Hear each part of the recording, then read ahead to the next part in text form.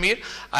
I have been expressing my dissatisfaction with the fact that on every excuse India withdraws, doesn't want to talk to Pakistan, and after 9/11 it hung on to an excuse that all this is a terrorist battle. It is not. It is an indigenous struggle of the Kashmiris laying down their lives in hundreds of thousands and getting blinded and getting raped, despite the fact that and despite that they stand up for Kashmir. And I think that is where India is losing today. That is where India will not succeed today.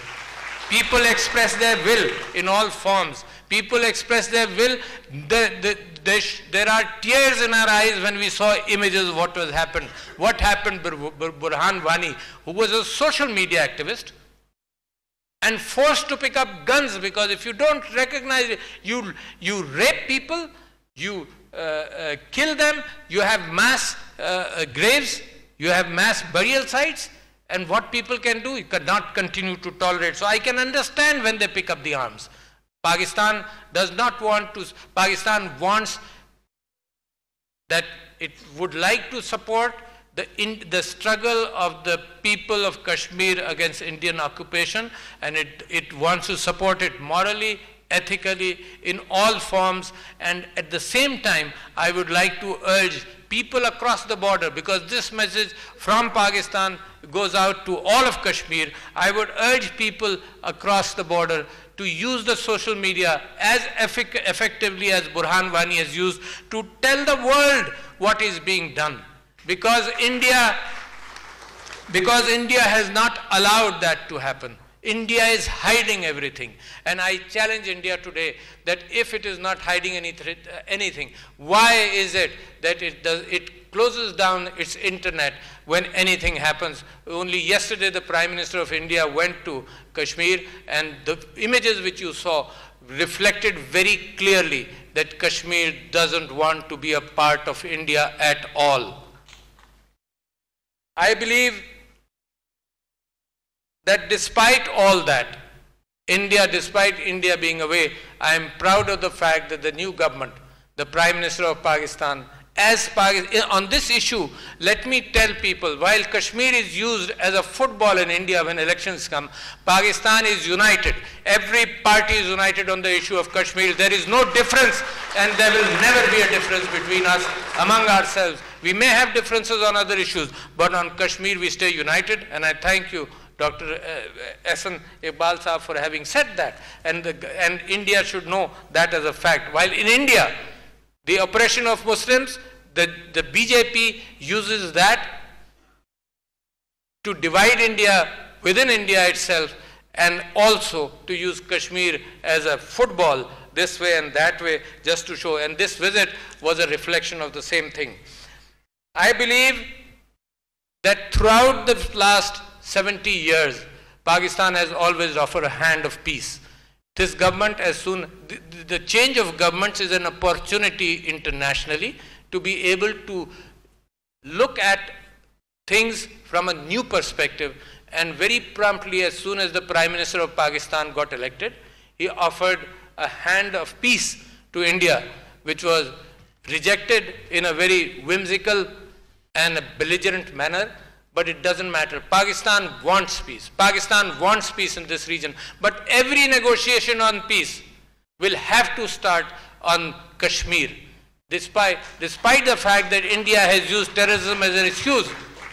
And despite the fact that every time when we talk about Kashmir and we talk about negotiations, India brings up this issue of terrorism. Kashmir is not a terrorist issue.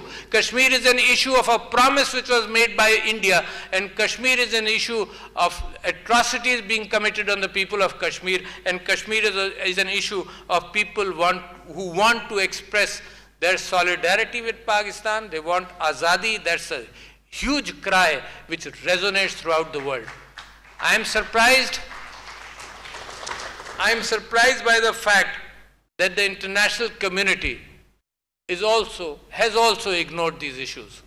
I am thankful to the countries which have supported us, and I am thankful to the Organization of Islamic Conference which has supported us, and the countries who have supported this cause. I believe that it will continue to happen in Palestine and Kashmir, that the child, as soon as it is born, as soon as it is can pick up a stone, will use that stone to cry for liberation. I believe as the world sleeps, we must shake their conscience. I believe that the people across the border, my friends, my brothers who are living down their lives across the border, I believe that they must use every forum possible in social media to propagate their misery, to tell the world, to show that the images to the world what is happening. But at the same time, I would urge the United Nations to live up to its promises which have been made to the people of Kashmir.